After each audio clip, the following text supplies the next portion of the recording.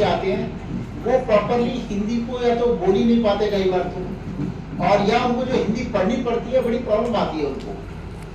तो अगर हम धीरे धीरे इसको ऐसे प्रमोट करते रहें पूरे देश के अंदर, तो कभी ना कभी हम कोशिश यही होनी चाहिए कि जितना जल्दी से जल्दी पूरे हिंदुस्तान में इसको राष्ट्रभाषा जो हम कह रहे हैं तो पूरे राष्ट्र में एक ही भाषा रहे।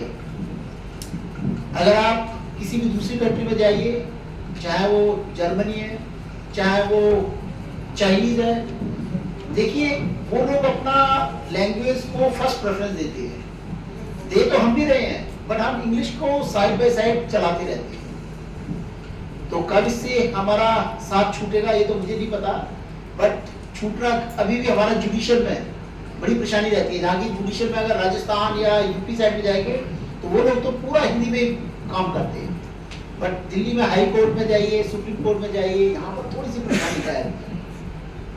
तो ऐसे ही धीरे धीरे अगर हम इस हिंदी को प्रमोट करते रहें, अपनी राष्ट्रभाषा को प्रमोट करें, तो हम काफी आगे तक निकल सकते हैं इसमें। पर्टिकुलरली साइंस के मामले में, हमारा देखा है कि बहुत सारे टेक्निकल वर्ड्स हैं जो हम सब ट्रांसलेट तो कर दिए हमने, बट उसका प्रॉपर यूटिलाइजेशन नहीं हो पाता। मैं तो अपना ही कहता हूँ कि बहुत सारे साइंस के ऐसे टर्म्स हैं जो मुझे ही नहीं पता होंगे शायद, पर तो कोशिश हम जरूर करते हैं उसको हिंदी में किस तरीके से सीख सके, किस तरीके से कम्युनिकेट कर सके बच्चों को, और उसी तरीके से हम आगे धीरे धीरे बढ़ सकते हैं। इसी उम्मीद के साथ कि किस तरीके से हम हिंदी भाषा को अपने ऑफिस में भी ला सकें, स्टूडेंट्स के साथ भी ला सकें। मैक्सिमम बुक्स हैं जैसे ट्रांसलेशन का, अगर इंग्लिश की ट्रांसलेशन होकर हिंदी में आ जाए तो बहुत फर्क पड़ता है। धीरे धीरे बच्चे सीख तो रहे हैं, बट वो इंटरेस्ट नहीं आ पा रहा है। ऐसे ही ऑफिस के अंदर भी हम काम तो करते हैं, बट एक हमें भी थोड़ी सी परेशानी आती है। टाइपिंग की बड़ी प्रॉब्लम रहती है कि भाई हिंदी की टाइपिंग, बहुत लिमिटेड लोग हैं हमारे पास जो हिंदी की टाइपिंग कर सकते हैं, पर तो बहुत कम है, सबकी वो फ्लुएंसी नहीं है। अगर आप सभी हो गए इंग्लिश की टाइपिंग, तो शायद कोई भी ऐसा हो जो इंग्लिश की टाइपिंग ना कर पाए। अगर वही चीज़ हम हिंदी की बात करें तो मैं खुद भी नहीं कर पाऊंगा, फिर हम गूगल ट्रांसलेशन का या किसी दूसरे का हेल्प लेते हैं, कर तो लेते हैं घुमा फिरा कर, बट वो फ्लुएंसी नहीं आ पाती। तो कोशिश ये होनी चाहिए हमें हिंदी की टाइपिंग को भी धीरे धीरे सीखना चाहिए, और इसको धीरे धीरे हम आगे बढ़ाएं ताकि हम 100% सक्सेसफुल हों। Thank you very much. विद्यालयों में हिंदी के प्रचार प्रसार के लिए कार्यरत है। ये समिति के संयोजक के रूप में मेरे पास इस वर्ष आया ये, और जितनी भी बातें अभी तक हिंदी को लेकर हमने प्रिंसिपल से चर्चा की कि हमारे महाविद्यालय में जितने भी नोटिस है या होर्डिंग है उन सबको हिंदी में उनका ट्रांसलेट किया जाए। ये जो हमारे यहाँ टीचिंग, नॉन टीचिंग और जो विद्यार्थी हैं उन सबका आएगा बाइलैंग्वेज भाषा, मतलब दो भाषा में हो, हिंदी और अंग्रेजी। तो प्रिंसिपल सर का वैसा ही सहयोग मिलता है इस कार्यक्रम में भी, उनका सहयोग और समर्थन जो इस कार्यक्रम को सफल बनाएगा। पहले वक्ता के रूप में मैं डॉक्टर राजेश माझी जी को आमंत्रित करता हूं। उससे पहले एक संक्षिप्त परिचय करा देना मैं अपनी जिम्मेदारी समझता हूं। आज हमारे मध्य जिनका सानिध्य मिल रहा है, आप हैं डॉक्टर राजेश माझी जी। आप जामिया मिलिया इस्लामिया केंद्रीय विश्वविद्यालय में हिंदी अधिकारी, सह प्रशासनिक अनुभाग अधिकारी के रूप में कार्यरत हैं। आप लेखक, कवि और संपादन के रूप में हिंदी को अपनी सेवाएं प्रदान कर रहे हैं। आपका जन्म बिहार के छपरा जिले में हुआ और आपने अपनी पीएचडी की उपाधि जामिया मिलिया इस्लामिया विश्वविद्यालय से अंग्रेजी भाषा में प्राप्त की। आप अंग्रेजी, हिंदी और भोजपुरी तीनों ही भाषाओं में आपकी लेखनी जो है कार्यरत है। इसके अतिरिक्त आपने कुछ मौलिक रचनाएं की हैं। नून तेल एक भोजपुरी नाटक संग्रह है। इसके अतिरिक्त एक और नाटक है आपका गिरमिटिया भारतवंशी। इसका मंचन सांस्कृतिक मंत्रालय द्वारा किया गया है। इसके साथ ही 2013 में जयप्रकाश नारायण विश्वविद्यालय बिहार एमए के भोजपुरी में आपकी कविताएं वहां सिलेबस में सम्मिलित की गई हैं। फिजी संदेश, फिजी उच्चायोग और नई दिल्ली, विधि संदेश, विधि उच्चायोग और जामिया दर्पण। आप इन दोनों पत्रिकाओं में बहुत सक्रिय रहे हैं और 20 वर्षों से संपादन और लेखन का काम। संदीप, आदरणीय प्राचार्य महोदय, हमारे गुरु प्रोफेसर पूरनचंद टंडन जी, मैं आपकी का स्टूडेंट रहा हूँ और आपने जो सिखाया है उसी को हम कार्यान्वित कर रहे हैं। आपके जो ज्ञान दिया है उसी को आगे बढ़ा रहे हैं और कोई भी त्रुटि होती हो तो उसके लिए क्षमा चाहते हैं। और अभी जो भी संदीप साहब बता रहे थे, बस ये प्रयास है, कोई बड़े आदमी नहीं है, बस कोशिश कर रहे हैं। हम आप जैसे बहुत आम इंसान हैं। आज जो विषय रखा गया है कार्यालयी हिंदी, हम सीधा इस पे आते हैं। कार्यालय हिंदी हमें क्या काम करना है, क्या नहीं करना। नीति नियम तो भारत सरकार ने, गृह मंत्रालय ने बनाया है। सारी नीति नियम आपको वेबसाइट पे गूगल करेंगे तो सब कुछ मिल जाएगा कि राजभाषा विभाग का बना, क्या क्या काम है, क्या उसके उपबंध हैं। तो ये नीति नियम में हम जाएंगे नहीं ज्यादा डिटेल। हमें व्यवहारिक रूप में कार्यालय में, यहाँ प्रशासनिक वर्ग के अधिकारी बहुत सारे नॉन टीचिंग स्टाफ बैठे हुए हैं, तो उन लोगों को क्या काम करना है अपने कार्यालय में, ताकि हमारे प्राचार्य महोदय, जो हमारे प्रिंसिपल महोदय हैं, उनका नाम और आगे बढ़े।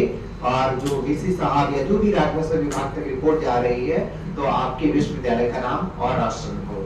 इस दिशा में हम सभी का मतलब जितने भी यहाँ प्रशासनिक अधिकारी बैठे हैं, नॉन टीचिंग स्टाफ बैठे हैं, उनका प्रयास होना चाहिए कि प्रिंसिपल महोदय का नाम खराब ना हो। अपने इस दिशा में हमें काम करना है। सबसे पहली बात की राजभाषा में जो भी 14 सितंबर 1949 को देवनागरी लिपि में लिखी गई हिंदी को राजभाषा का दर्जा दिया गया, इसे अंगीकृत किया गया है, अडॉप्ट किया गया, अंगीकृत मींस अडॉप्ट किया गया राजभाषा के रूप में, कि हमें जितना भी सरकारी काम है, कार्यालयी कार्य है, उसका निष्पादन उसे राजभाषा हिंदी में यानी देवनागरी लिपि में लिखी गई हिंदी में करना है। क्यों करना है, उसके पीछे नीति नियम बने हुए हैं। नीति नियम आप गूगल करके देख सकते हैं। हमें क्या क्या काम करना है उस बारे में बात करते हैं। सबसे पहली बात की आप प्रशासनिक अधिकारी जितने भी बैठे हैं, प्राचार्य महोदय के नाम से या प्रशासनिक अधिकारी महोदय बैठी हैं, एडमिनिस्ट्रेटिव ऑफिसर, उनके नाम से या किसी विभाग के अध्यक्ष के नाम से कोई पत्र आता है आपके कार्यालय में, तो हमें ये ध्यान देना है किसी भी बारे में पत्र हो तो पत्र किसे संबोधित है और किस भाषा में उस पे जो इवेलप है, जो लिफाफा है, लिफाफे पे सर का नाम या जो भी प्राचार्य महोदय के, विभागाध्यक्ष महोदय का या किसी भी अधिकारी का नाम, सबसे पहले ये हमें आइडेंटिफाई करना है कि किस भाषा में लिखा गया है। अगर वो हिंदी में लिखा गया है तो हमें एक रजिस्टर बनाना है। जो कार्यालय कर्मचारी जो बैठे हुए हैं, कर्मचारी गणों से आग्रह है कि एक रजिस्टर मेंटेन कीजिए। आप जो भी काम देख रहे हैं, चाहे एडीसी हो, यूडीसी हो, असिस्टेंट हो, एसओ हो या अनुभाग अधिकारी हो, सेक्शन ऑफिसर हो, आप अपने एडमिनिस्ट्रेटिव ऑफिसर साहिब, आप अपने अधिकारियों को ये बताइए, कर्मचारी को, कि आपको एक रजिस्टर मेंटेन करना है कि जो पत्र आ रहा है सबसे पहले उसकी एंट्री करनी है कि हिंदी में प्राप्त पत्र, अंग्रेजी में दो हमने कॉलम बना दिए, एक तरफ हिंदी एक तरफ अंग्रेजी। एक पत्र आया हिंदी में तो हिंदी में एंट्री करेंगे कि एक पत्र हिंदी में प्राप्त हुआ, किसे संबोधित था और हस्ताक्षर करता किसने हस्ताक्षर किया। उस पत्र पे जो भेजने वाला है वो देखना है कि उसने उसका नाम और क्या, अगर मान लीजिए अंग्रेजी में भी लिखा है, सपोज कीजिए अंग्रेजी, इधर हिंदी है इधर अंग्रेजी है, अंग्रेजी में ही लिफाफे पे भी लिखा है, लिफाफा जो था उस पे अंग्रेजी में नाम लिखा है प्रोफेसर योगेश्वर सर या प्रोफेसर पूरनचंद टंडन जी, अंग्रेजी में लिखा है। और सपोज कीजिए कि अंग्रेजी में सब कुछ पूरा पत्र लिखा है और नीचे जो साइन है जो भेजने वाले का, मेरा ही नाम, अगर मान लीजिए मैं भेज रहा हूँ राजेश कुमार, तो अगर मैंने उस पर हिंदी में हस्ताक्षर किए हैं तो वो पत्र की एंट्री हमें हिंदी वाली कॉलम में करनी होगी। ये ध्यान देना है कि अंग्रेजी में पत्र आया लेकिन वो हिंदी का पत्र काउंट होगा और उसका जब हम जवाब बनाएंगे सर की तरफ से तो हमें ये प्रयास करना है कि उसका जवाब जो होगा वो हिंदी में जाएगा। ये मूल बात को ध्यान में रखना है कि वो हिंदी का पत्र काउंट होगा, ना कि अंग्रेजी का पत्र काउंट होगा। मेरी बात पहुंच रही है आप सभी तक? व्यवहारिक रूप में हमें क्या काम करना है वो मैं बता रहा हूँ कि क्या काम करना है। नीति नियम आप सभी देख लेंगे, इसलिए मैं क्षमा चाहूंगा कि नीति नियम नहीं बता रहा हूँ। नीति नियम सब कुछ गूगल करेंगे मिल जाएगा। उसके बाद क्या क्या काम करने हैं, कौन से दस्तावेज हैं जिन्हें हमें करना है। वो 14 तरह के दस्तावेज हैं। तो जो लोग नोट कर सकते हैं नोट कर लीजिए। मैं उसे बता रहा हूँ कि कौन से दस्तावेजों का हमें ध्यान रखना है कि उसे अनिवार्य रूप से कंपल्सरी उसे आपको हिंदी और अंग्रेजी दोनों भाषाओं में एक साथ जारी करना है। इन बातों का ध्यान रखना है। सबसे पहले है राजभाषा नीति जो नियम है 1963 के तहत धारा 3(3) बने हुए हैं कि उसके कुछ रूल बने हुए कि 14 तरह के जो दस्तावेज हैं, जो डॉक्यूमेंट्स है, that documents must be translated और इशूड बाइलिंगुअल। उन्हें हमें एक साथ द्विभाषी रूप में जारी करना है। सपोज कीजिए कुछ अर्जेंसी आ गई है, बहुत अर्जेंट काम आ गया, सर ने बोला कि नहीं इसे अभी अंग्रेजी में जारी कर दो, लेकिन आपको ध्यान रखना कि सर के आदेश के अनुसार आपने उसे जल्दी में तो अंग्रेजी में कर दिया, लेकिन उससे ध्यान रखिए कि 1 दिन बाद 2 दिन बाद उसी के पीछे एक परिपत्र आपने निकाला, तो अगर उसके पीछे प्लेन पेपर है तो अंग्रेजी के परिपत्र के पीछे जो है हिंदी वाला वर्जन आ जाए। अगर इतना स्पेस नहीं, इतनी जगह नहीं है तो अलग पेज पे निकालिए और उसी परिपत्र के साथ उसे नकली करके रखिए कि हमने एक परिपत्र जो है सर के कहने पे सर्कुलर जो है उसे हमने अंग्रेजी में और हिंदी में दोनों एक साथ निकाला और सर का हस्ताक्षर हिंदी वाले पे भी करवा लीजिए जो आप बाद में निकाल रहे हैं। इन चीजों का ध्यान रखना है। ये 14 तरह के डॉक्यूमेंट्स कौन से हैं, दस्तावेज कौन से हैं। पहला सामान्य आदेश, जनरल ऑर्डर्स जो होते हैं, किसी काम के लिए जो जनरल ऑर्डर निकलता है, जो नॉन टीचिंग स्टाफ को ध्यान दें, जनरल ऑर्डर कोई भी निकल रहा है तो उस जनरल ऑर्डर को, सामान्य आदेश को आपको द्विभाषी रूप में करना है, हिंदी में और अंग्रेजी में। पहले हिंदी फिर अंग्रेजी। कोशिश करनी है कि टूटी फूटी ही आपकी हिंदी हो, लेकिन उसे कोशिश करेंगे तो कभी वो ठीक। आपके विश्वविद्यालय में 15 से 17 अध्यापक लोग हैं हिंदी के, तो आपको कहीं कठिनाई आ रही हो, आप इनका मार्गदर्शन ले लीजिए कि सर हमने ये ड्राफ्ट बनाया है, कोई मसौदा तैयार किया है। हम सभी इंसान, हमसे गलती हो सकती है, लेकिन गलती करते करते हम सीखते हैं। परफेक्शन कब आएगा कि हम जब उसे कोशिश करेंगे, सीखेंगे। ये झिझक नहीं रखना कि अरे हमने तो गलत लिखा है, सर के पास जाएंगे, या ये हमारा जो ड्राफ्ट है, जो मैंने मसौदा तैयार किया है, मैं सर के पास जाऊंगा तो मेरी हंसी उड़ाएंगे, मजाक का पात्र बन जाऊंगा, हंसी का पात्र बन जाऊंगा। नहीं, हमें कोशिश करिए, ड्राफ्ट अपना दिखाइए। आपके जो साथी हैं, प्राचार्य लोग हैं, आपको सिखाएंगे कि हाँ आपने इसे ऐसे मॉडिफाई कर लीजिए, इसे ठीक कर लीजिए। तो ये सामान्य ऑर्डर है। दूसरा है जो संकल्प है, कोई भी रेजोल्यूशन जो होता है, रेजोल्यूशन अगर कोई पारित होता है तो वो भी हमें द्विभाषी रूप में जारी करना है, हिंदी और अंग्रेजी में। तीसरा जो है सर्कुलर के बारे में मैंने बता दी। सर्कुलर जो होता है, छोटी छोटी चीजें सर्कुलर करते हैं कि आज यहाँ मीटिंग होनी है, या जो भी नोटिस के साथ सर्कुलर भी कई बार होता है, तो सर्कुलर को भी हमें द्विभाषी रूप में जारी करना है। कोई भी नियम बनाते हैं, सर ऊपर से आदेश आया अथॉरिटी की तरफ से, हर अथॉरिटी की तरफ से, वाइस चांसलर प्रोफेसर एवोस जी की तरफ से कोई भी ऑर्डर आ रहा है कि आपको ये इंप्लीमेंट करना है अपने कॉलेज में, इसे कार्यान्वित करना है, क्रियान्वित करना है, तो सर उसी नियम के तहत, सर के आदेश का अनुपालन करते हुए, कुलपति महोदय के आदेश का अनुपालन करते हुए यहाँ जो भी नियम बनाते हैं कि ये नियम बच्चों के लिए ये नियम है, शैक्षिक कर्मचारी के लिए ये नियम है, प्रशासनिक कर्मचारी के लिए ये नियम है, तो नियमों का अनुपालन हमें करना, और वो नियम कैसे जारी करने हैं, बाइलिंगुअल जारी करने, द्विभाषी रूप में एक साथ जारी करने हैं। इसी तरह प्रशासनिक और कोई भी आदेश, एडमिनिस्ट्रेटिव और रिपोर्ट जो बनेगी, एडमिनिस्ट्रेटिव रिपोर्ट, तो वो बाइलिंगुअल बनेगी, द्विभाषी रूप में। कोई भी रिपोर्ट तैयार करनी है, कोई भी कार्यक्रम आपने किया, तो उस कार्यक्रम की रिपोर्ट जो बनाएंगे, प्रतिवेदन, रिपोर्ट यानी प्रतिवेदन जो तैयार होगा, वो क्या होगा, द्विभाषी रूप में होगा। अगला जो आता है press communique and press release. Press release और प्रेस कम्युनिक यानी कई बार कार्यक्रम होने से पहले, जैसे आज आपका कार्यक्रम हो रहा है, तो हो सकता है आपने विज्ञापन सूचना दिया हो, तो पहले प्रेस नोट बनता है। प्रेस रिलीज और प्रेस नोट में अंतर करना है कि पहले प्रेस नोट भेजना है मीडिया को, अगर आपको सूचना दे रहे हैं कि हमारे यहाँ ये कार्यक्रम होने जा रहा है, that is called press note.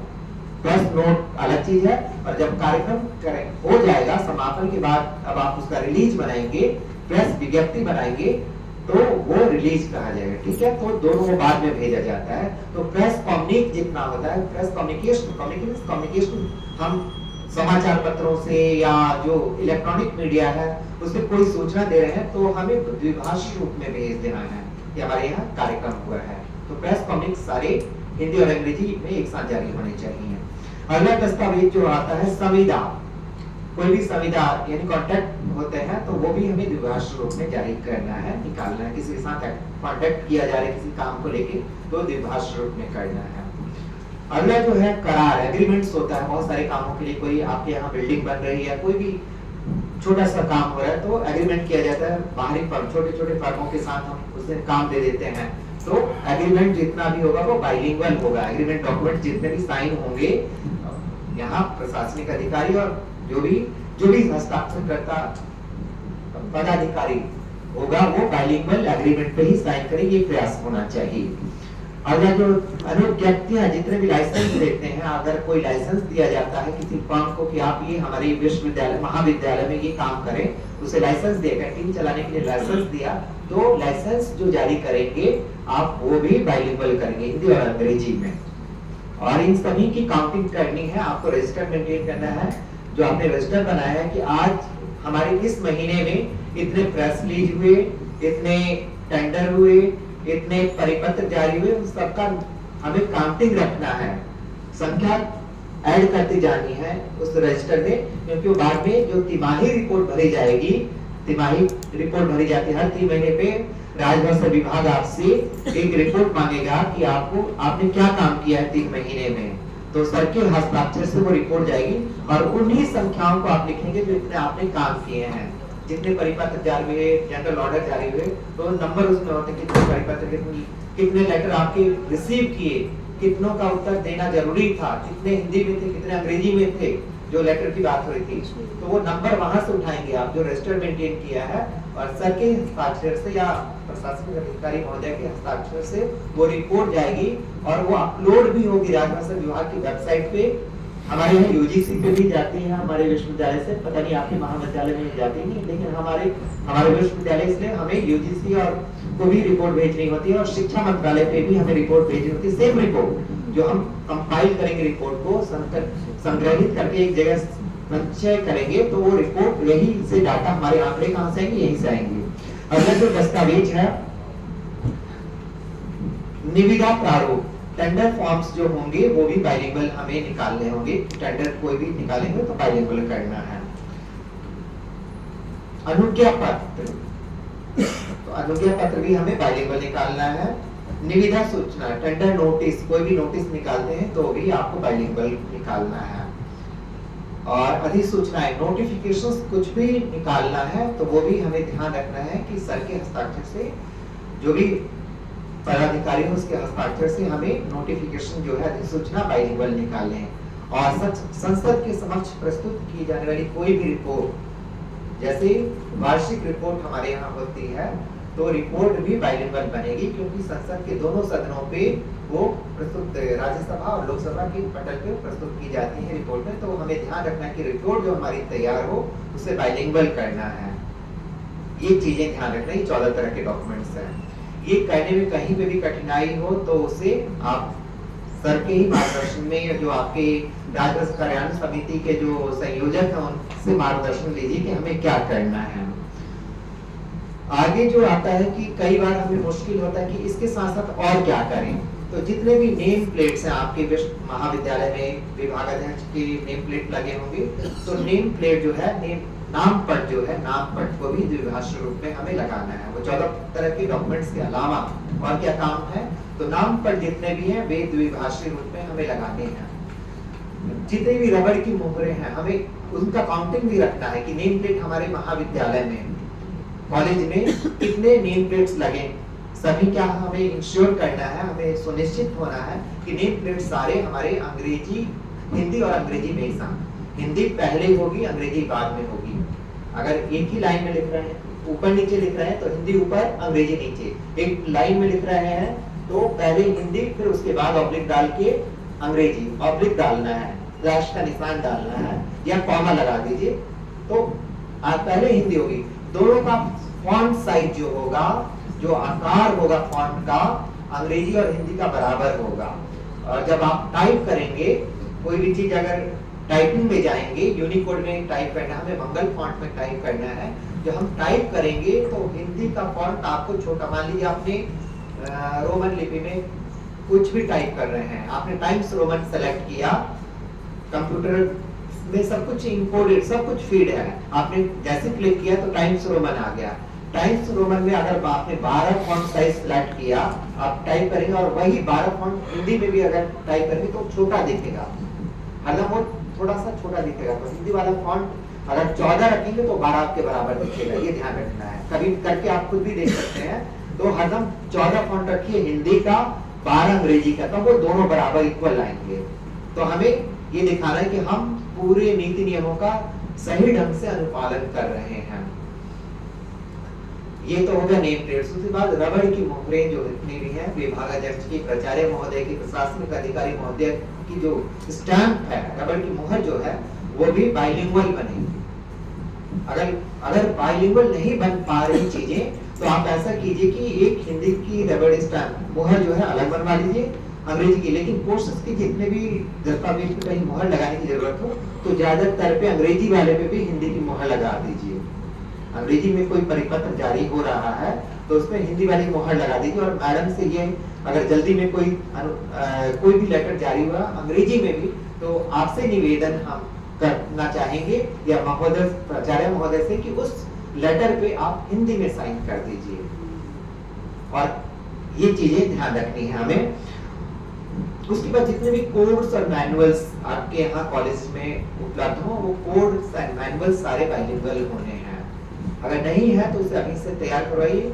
और जितने भी कंप्यूटर हैं, कंप्यूटरों में हमें ये इंश्योर करना है, मान लीजिए पूरे विश्वविद्यालय में जितने भी विभाग हैं सबको मिला के जितने कंप्यूटर हैं 20 हो 30 हो, तो ये हमें ध्यान रखनी सब यूनिकोड इनेबल्ड हो। यूनिकोड है उसमें, हमें उन्हें इनेबल करना है। अगर नहीं है तो उसे जो सिस्टम एनालिस्ट है यहाँ पे उसे बोलिए कि हिंदी समर्थित हमें कंप्यूटर चाहिए ताकि हम हिंदी में काम कर सकें। आजकल सर बोल रहे थे अभी थोड़ी देर पहले कि हिंदी हम टाइप नहीं कर पाते हैं। तो जो साथी हैं, कर्मचारी खासतौर से, आप प्ले स्टोर पे जाइए, सभी लोग अभी भी करके देख सकते हैं, प्ले स्टोर में जाइए और गूगल डॉक्स फाइल डाउनलोड कर लीजिए। डॉक्स फाइल जैसे मैंने भी डाउनलोड किया है, मैं आपको दिखा रहा हूँ।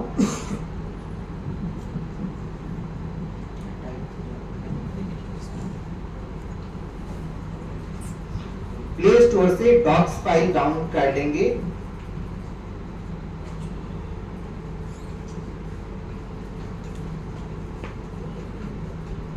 डॉक्स फाइल का ये वर्ड जैसे फाइल होता है, इसका डॉक्स का ये है। अब हम इससे जैसे क्लिक करेंगे, डॉक्स फाइल आप भी डाउनलोड कर सकते हैं। जितने भी बच्चे भी बैठे हैं, आप भी अगर कुछ भी लिखना है तो डॉक्स फाइल डाउनलोड कर लीजिए। आप हिंदी नहीं जानते, टाइपिंग नहीं जानते, आपको क्या करना है, कुछ नहीं ऐसे बता, हम जो भी बोलेंगे उसे क्लिक कर लेना है और हमें गूगल इंडिक जो टूल है उसे भी डाउनलोड करना है। गूगल इंडिक नोट कर लीजिए, गूगल इंडिक हमें डाउनलोड कर लेना है। आपके सभी कंप्यूटर जितने भी आज के डेट में मोबाइल जितने भी हैं, स्मार्टफोन सभी में सुविधा दी गई है। इसे डाउनलोड किया और इसे जैसे काम नहीं कर रहे हैं, नेट नहीं आ रहा, हम उसे गूगल इंडेक्स भी कर लिया और हम बोलते जाएंगे। उसे स्पीकर ऑन कर लेना है और हम बोलेंगे मेरा नाम राजेश है, तो रुकना है। आपका उच्चारण जो है, जो प्रोनाउंसिएशन है, वो जितना सही होगा वो सही टाइप करेगा। ठीक है, मेरा नाम राजेश है, मैं मोतीलाल कॉलेज में पढ़ता हूँ, तो आप वही टाइप करेगा। आप जहाँ रुकेंगे वो फुल स्टॉप आ जाएगा अपने आप, जहाँ आप थोड़ा सा रुकेंगे पूर्ण विराम अर्ध विराम आएगा। तो अगर आपने और उससे थोड़ा सा मॉडिफाई, उसी चीज को कॉपी कर लीजिए। और आप फिर अगर क्लर्कल स्टाफ जो बैठे हैं उनके लिए मैं बता रहा हूँ, टाइप नहीं जानते हैं, तो उस चीज को आपने जो यहाँ से मोबाइल से किया उसे क्लिक कीजिए और उसी फाइल को आप अपने डेस्कटॉप पे ले जाइए मेल के माध्यम से, और फिर जाके आप उसे मॉडिफाई कर लीजिए, थोड़ा सा आपका काम आसान हो जाएगा। ये चीजें करना है, ठीक है। तो आप सभी आप कोशिश करेंगे तो बिल्कुल आपको सफलता मिलेगी। यहाँ नेट की दिक्कत आ रही है इसलिए मैं करके दिखा नहीं पा रहा हूँ। तो संदीप सर हैं, बाकी अशोक जी हैं, सभी लोग जानते हैं। और सर्विस बुक जो है, जो क्लरिकल मैडम के अंडर है, सर्विस बुक जितनी भी होगी उसमें एंट्री जितनी होगी हमें वो ध्यान रखना है सर्विस बुक का जो ऊपर का जो पेज है, कवर पेज जो है, उसे हमें बाइलिंगुअल लिख लेना है कि सेवा पंजी, सेवा पंजी ऊपर, सर्विस नीचे, उपस्थिति पंजी, अटेंडेंस रजिस्टर, तो ऊपर हिंदी अंग्रेजी, ताकि जो निरीक्षण करने वाली टीमें आए, इंस्पेक्शन टीमें आए, तो आपको दस्तावेज दिखा सके कि हाँ जी हमारा काम सारा सही ढंग से हो रहा है, जितने नीति नियम है उसके अनुसार हो रहा है। तो ये चीज मोटी मोटी बातें कि हमें क्या काम करना है, ये सेवा पंजी, और उसमें एंट्री भी जो करना है, हम जो उसमें एंट्री करेंगे सेवा पंजी में, तो कोशिश करनी है कि हम हिंदी में करें, अंग्रेजी में करें, साथ साथ करें, उसमें 2 कॉलम बना लीजिए। अगर नहीं कर पाते तो, क्योंकि हम हिंदी भाषी क्षेत्र पूरे देश को, अब वो नीति नियम मैं बता नहीं रहा सर, उसमें मार्गदर्शन करेंगे, हमारे गुरुजी हैं। नीति नियम बने हुए पूरे देश को 3 भागों में बांटा गया, क ख ग क्षेत्र। क क्षेत्र हिंदी भाषी क्षेत्र जो है, जैसे दिल्ली भी है, हम क क्षेत्र में बैठे हैं, दिल्ली, मध्य प्रदेश, उत्तर प्रदेश, उत्तराखंड, बिहार, अंडमान निकोबार, अंडमान आप ये मत सोचिए बहुत दूर है, अंडमान निकोबार हिंदी भाषी क्षेत्र है, वो क क्षेत्र में है। ख क्षेत्र जैसे गुजरात, पंजाब, जहाँ अलग भाषाएं बोली जा रही हैं, और ग क्षेत्र तमिलनाडु, महाराष्ट्र, इस 6 क्षेत्र बने हुए। तो क क्षेत्र में जितने भी हम अधिकारी और कर्मचारी बैठे हुए हैं, हम सभी का दायित्व बनता है, कोई अंग्रेजी का प्रोफेसर बोलेगा नहीं मैं हिंदी में काम नहीं करूंगा, उसका भी दायित्व बनता है कि अगर कोई उसे प्रशासनिक कार्य दिया जा रहा है तो हिंदी में निष्पादित करे। वो ये कह के नहीं कर सकता हिंदी का प्रोफेसर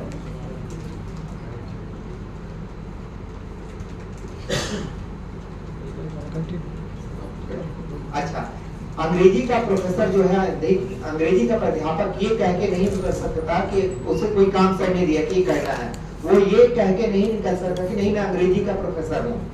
अंग्रेजी क्षेत्र, अंग्रेजी के प्रोफेसर भी ए बेल्ट में है, हम ए क्षेत्र में हैं, तो आपको हिंदी में काम करना ही है।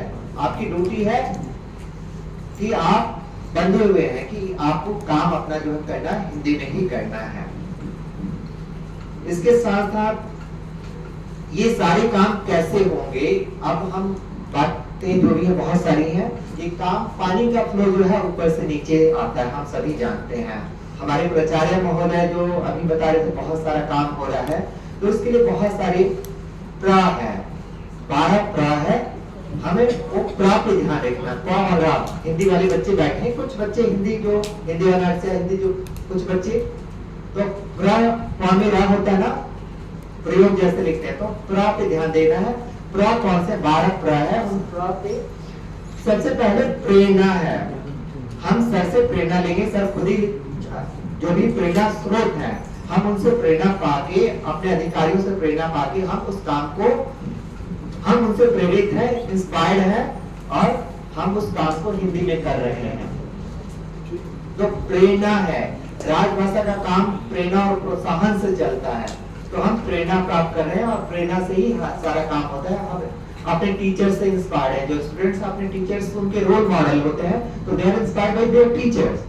तो कहीं से तो कहीं हम कुछ स्टिमुलेशन जो होता है कहां से आता है, अपने टीचरों से, माँ बाप से, अभिभावक से, अपने समाज से, हम सभी समाज से बंधे हुए हैं। ठीक है, डिग्रीफाइड क्वालिफाइड में हम अपने आप को डिग्रीफाइड कह सकते हैं, क्वालिफाइड जो अनपढ़ आदमी वो भी हमसे ज्यादा क्वालिफाइड कहा सकता, क्योंकि उस पे सामाजिक जो दायरे हैं, सामाजिक चीजें जो हमसे अच्छा जानता है। हमने डिग्रियां बटोरी है, 100 डिग्रियां, लेकिन हम हो सकता है दिन दुनिया की चीजें उससे बेहतर ना जानते हो, तो वो हमसे ज्यादा क्वालिफाइड है। हमने डिग्रियां बटोरी, तो हमें ज्ञान कहीं से भी प्राप्त करना है, ये ध्यान रखना है। तो हम प्रेरणा प्राप्त करें, प्रेरणा स्रोत कोई भी हो सकता है, बाहर का आदमी हो सकता है, हमारे महाविद्यालय का, हमारे माँ बाप, कोई भी प्रेरणा स्रोत। तो प्रेरणा। दूसरा है प्रोत्साहन। कोई भी काम अच्छा होता है तो हम प्राचार्य महोदय से, प्रशासनिक अधिकारी महोदय बैठे हैं कि अपने कर्मचारी को प्रोत्साहित कीजिए। ठीक है, तो प्रेरणा से फिर प्रोत्साहन आएगा, तभी काम अच्छा होगा, उसका निष्पादन अच्छा होगा, प्रोडक्शन अच्छा होगा। उसके बाद करना प्रेम, यानी हमें उसके साथ प्रेम पूर्वक वार्तालाप करना है। प्रेम का मतलब यहाँ अलग कंसेप्ट में, प्रेम के भी कई परिभाषाएं होती हैं, तो हमें उससे सौहार्दपूर्ण व्यवहार करना है, कोर्डियल रिलेशनशिप रखना है, प्रेम पूर्वक वार्तालाप करना है, प्रेम से आदर सम्मान देना है। ये नहीं कि वो स्वीपर है, तो हम उससे बात नहीं करेंगे, हाथ नहीं मिलाएंगे। हर एक आदमी का खून का रंग एक ही है, चाहे वो स्वीपर हो कोई भी हो। तो हमें प्रेम पूर्वक वार्तालाप करना है, गुड रिलेशनशिप, सौहार्दपूर्ण रिलेशनशिप होना चाहिए हमारा।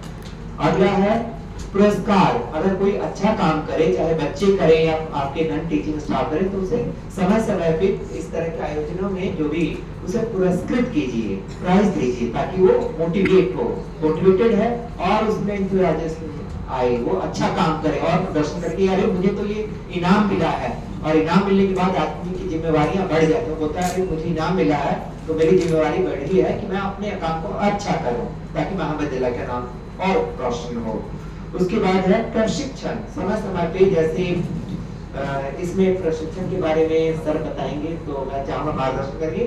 भारत सरकार ने बहुत सारी प्रशिक्षण योजनाएं चालू की हैं, केंद्रीय हिंदी प्रशिक्षण संस्थान है, तो उसमें समय समय पे उसमें आशुलिपि और जो यानी शॉर्ट हैंड और टाइपिंग की का प्रशिक्षण दिया जाता है, इन वर्ड प्रोसेसिंग का भी प्रशिक्षण दिया जाता है। तो उसमें प्रशिक्षण पे हमें फिक्स्ड मैनर में कभी 5 एलडीसी को भेज दिया, उस प्रशिक्षण के लिए नामित किया जाता है कर्मचारी को, प्रशिक्षण केंद्रों में हमें भेजना है समय समय पे 5-6 महीने के लिए, आजकल वो शॉर्ट टर्म का भी हो गया है।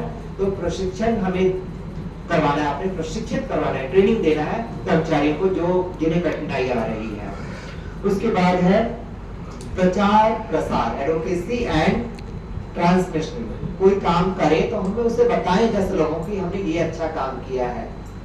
जैसे इन्होंने आयोजन किया, अपने 10 साथियों को बताया होगा कि आज हम ये करने जा रहे हैं, तो किसी कार्यक्रम का प्रचार प्रसार, एडवोकेसी ट्रांसमिशन भी जरूरी है कि हम ये काम करें ताकि लोग उसके बारे में जाने। आप तक वो सूचना पहुंची है, सूचना पहुंची है बच्चों तक, तभी बच्चे आए हैं। तो हम जो काम करें बताएं, झिझके नहीं कि अरे मेरा काम गलत होगा तो क्रिटिसाइज किया जाएगा, लोग अवहेलना करेंगे, हमारी गलतियां निकालेंगे। कोई बात नहीं, हम गलतियों से ही सीखते हैं। हम परफेक्शन करत करत अभ्यास से जन्नती हो सुजानी है ना, तो हम करते हैं, practice makes a man perfect. हम काम करेंगे तभी सीखेंगे, और कोई भी अपने आप में परफेक्ट नहीं होता, कोई भी काम इम्पॉसिबल नहीं होता है। एवरीथिंग इज पॉसिबल, इम्पॉसिबल में ही पॉसिबल वर्ड छुपा हुआ है। तो वी हैव टू ट्राई, हमें ट्राई करना है, कोशिश करनी है। तो ये प्रचार प्रसार भी जरूरी है। अगला है प्रबंधन, मैनेजमेंट भी जरूरी है। कोई चीज काम करें प्रबंधित ढंग से करें, व्यवस्थित ढंग से करें, तो हर एक चीज का प्रबंधन भी जरूरी है। राजभाषा प्रबंधन भी आज के डेट में किया जाता है, प्रबंधन भी आ गया इसमें, तो प्रबंधन भी किया जा रहा है। उसके बाद पदोन्नति, समय समय पे जो अगर कोई हमारा एमटीएस है उसका प्रमोशन ड्यू है, then you have to give him promotion in time. अगर हम टाइम से उसका प्रमोशन कर देंगे, पदोन्नति दे देंगे, तो उसमें काम करने का जो वो होगा, ललक जो होगी, क्या बोलेंगे, उसमें जो काम करने की डिजिटेशन और अच्छी तरह से जागृत होगी, वो अपने काम को और डेडिकेशन के साथ, शिद्दत के साथ करेगा। अगर उससे पदोन्नति नहीं देंगे इस समय से, तो फ्रस्ट्रेशन फील करेगा, अरे मेरे अथॉरिटी ने तो मुझे प्रमोट नहीं किया, मैंने इतना काम किया, मुझे प्रमोट नहीं किया गया। तो हमें समय समय पे इन बातों पे ध्यान रखना है कि हमारा जो कर्मचारी है उसका प्रमोशन ड्यू है, उसका फाइनेंशियल ऑपरेशन ड्यू है, then we have to give him financial operation. बच्चे अगर कुछ काम कर रहे हैं, मान लीजिए कुछ अच्छा किया है, अलग अलग टीमें बना रखी हैं, डिबेटिंग कमेटी बना रखी है, डिबेटिंग में उसमें भी कैटेगरी रखा है, तो कोई जूनियर लेवल की डिबेटिंग कमेटी है, अगर अच्छा प्रदर्शन करता है तो सीनियर लेवल में ले जाइए बच्चों को, वो भी प्रमोशन ही है, केवल ये एडमिनिस्ट्रेटिव प्रमोशन नहीं, वो भी प्रमोशन कहा जाएगा। तो हमें इन चीजों का ध्यान रखना है। उसके बाद है प्रतिबद्धता, कमिटमेंट। हमें अपने काम के प्रति प्रतिबद्ध होना चाहिए, कमिटमेंट होना चाहिए कि हमें जो प्राचार्य महोदय ने काम दे दिया है उनका नाम खराब ना हो। हमारे संदीप सर ने कोई काम दे दिया बच्चों को, तो हमें उस काम के प्रति प्रतिबद्ध रहना, कमिटमेंट दिखाना जरूरी है कि हम उस काम के प्रति कमिटेड हैं, तभी वो काम अच्छा आएगा, उसका रिजल्ट अच्छा आएगा। हम कमिटेड नहीं रहेंगे तो result will be not good. तो कमिटमेंट जरूरी है किसी काम के अच्छे फल के लिए। और आखिरी है प्रयास। प्रयास करेंगे तो सब कुछ अच्छा होगा, प्रयास बिना कुछ भी प्रयास अच्छा नहीं होगा। हमें हरदम कोशिश करनी है, प्रयास करना है। अभी मैं बोल रहा था प्रैक्टिस में एक समय है, तो इन्हीं बातों के साथ मैं अपनी वाणी को विराम देता हूँ। और कोई भी गलती हुई हो तो मैं सर आपसे क्षमा मांगता हूँ।